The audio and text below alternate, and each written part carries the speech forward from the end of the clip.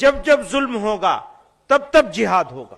میں اس کو دوبارہ کہتا ہوں، جب جب ظلم ہوگا تب تب جہاد ہوگا.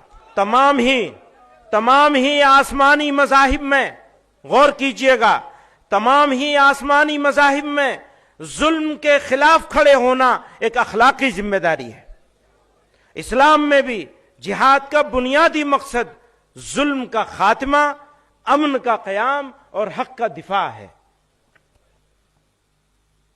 تاہم یہ حقیقت ذہن نشین رہنی چاہیے کہ نمبر 1، جہاد کوئی انفرادی، نجی یا انتقامی کارروائی نہیں.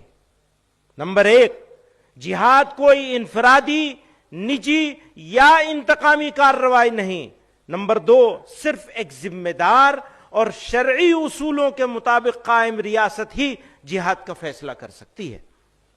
نمبر 3، ہندوستان جیسے جمہوری اور سیکولر ملک میں جہاں اسلامی سیاست کا کوئی تصور موجود نہیں، وہاں جہاد کے نام پر کوئی گفتگو موضوع بحث ہی نہیں.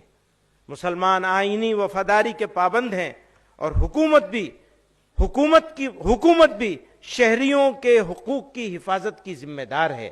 حکومت کی ذمہ داری ہے کہ وہ شہریوں کے حقوق کی حفاظت کرے، اور اگر وہ ناکام ہوتی ہے تو وہ اس کی ذمہ داری ہوگی، ہماری ذمہ داری نہیں ہوگی. پھر